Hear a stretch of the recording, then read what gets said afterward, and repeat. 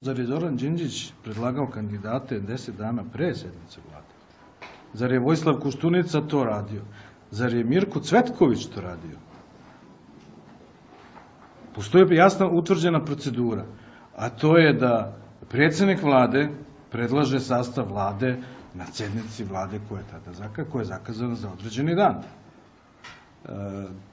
To je jedna politička predstava koja naravno